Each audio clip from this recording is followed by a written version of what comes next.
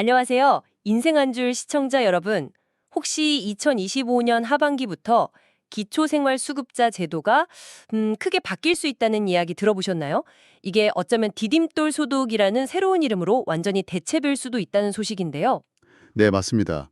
현재 수급자이시거나 또 앞으로 대상이 될 가능성이 있는 그런 분들께는 정말 중요한 변화가 될 수 있습니다.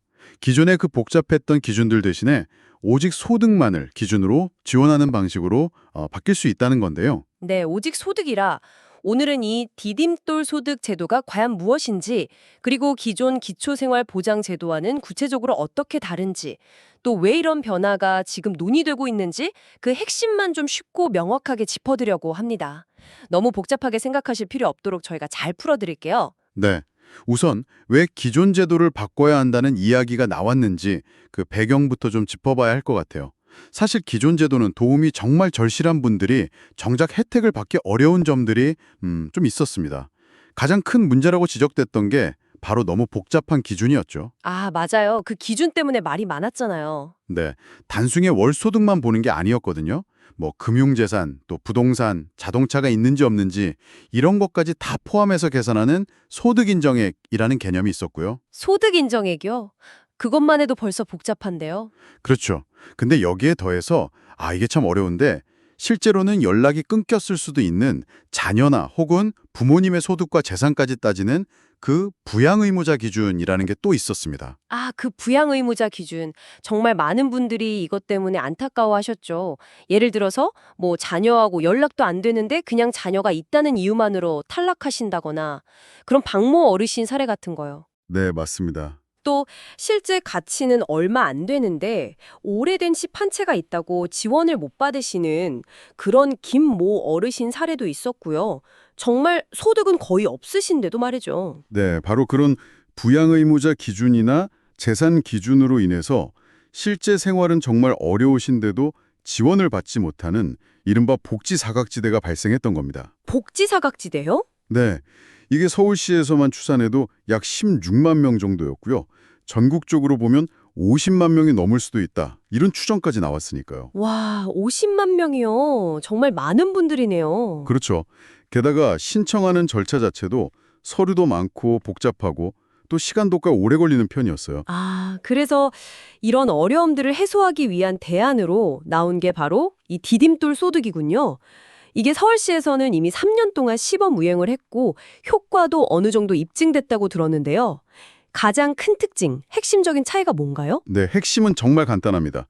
오직 소득만 본다는 거예요. 오직 소득? 네, 기존의 그 복잡했던 재산 기준이라든지 또 부양 의무자 기준 이런 걸 다 없애고요.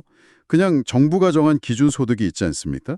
예를 들어 1인 가구 기준 소득이 100만 원이다 이렇게 정해지면 실제 그 가구의 소득이 만약 60만 원이라면 그 차액인 40만 원을 현금으로 채워주는 방식입니다. 와, 정말 훨씬 간단하고 직관적이네요. 재산이나 뭐 연락 안 되는 자녀 소득 같은 건 전혀 안 보고요. 네, 그렇습니다. 재산이나 부양 의무자 기준은 기본적으로 보지 않는다는 것이 이 제도의 핵심 설계입니다. 이야, 그럼 신청하는 것도 훨씬 쉬워지겠는데요? 네, 그럴 가능성이 매우 높죠. 일단 서류 준비 부담이 크게 줄어들 거고요. 소득 확인 절차 중심으로 간소화될 수 있습니다. 그리고 기존에 이미 수급을 받고 계신 분들은 별도 신청 없이 자동으로 전환될 가능성도 있고요. 신규 신청하시는 분들도 소득 확인만 되면 비교적 빠르게 진행될 수 있을 것으로 기대됩니다. 네, 훨씬 빨라지겠네요. 그리고 또 한 가지 중요한 점이 있는데요. 만약에 일을 해서 소득이 좀 늘었어요. 그래서 잠시 기준 소득을 넘게 되더라도 기존처럼 지원이 딱 끊기는 게 아니라는 겁니다. 아, 그게 중요하겠네요. 갑자기 끊기면 불안하잖아요. 그렇죠.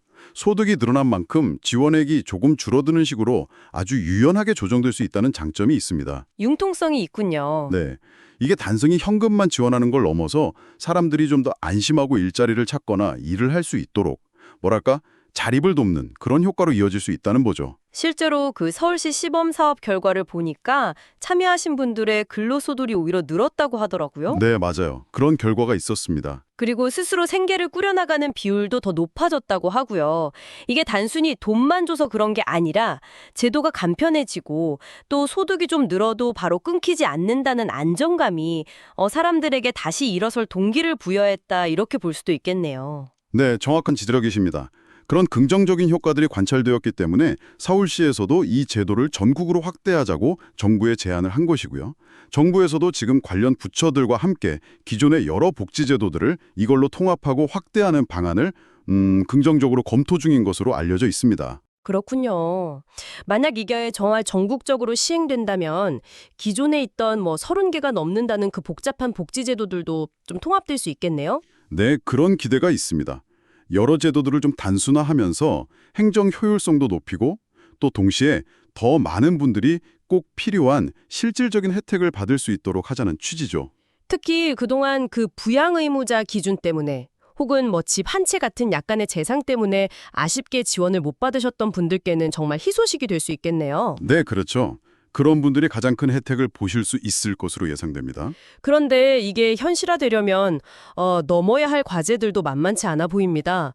어떤 점들을 좀 고려해야 할까요? 맞습니다. 가장 현실적인 문제는 역시 예산, 즉 재정이죠. 돈 문제군요. 네.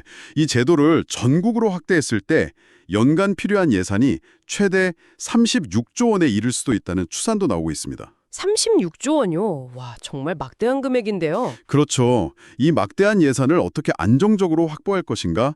이게 가장 큰 관건입니다. 지속 가능해야 하니까요. 네, 지속 가능성. 그리고 또 한 가지는 소득 외에 다른 어려움들을 어떻게 반영할 것인가 하는 문제입니다.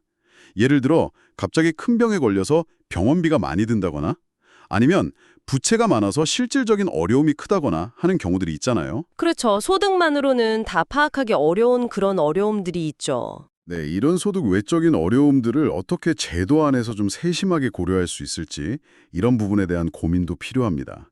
마지막으로 이런 중요한 복지제도가 정치적인 상황 변화나 이런 거에 흔들리지 않고 꾸준히 유지될 수 있도록 그 지속 가능성을 어떻게 확보할 것인지에 대한 사회적 합의와 제도적 장치 마련도 중요한 과제라고 할 수 있겠습니다. 네.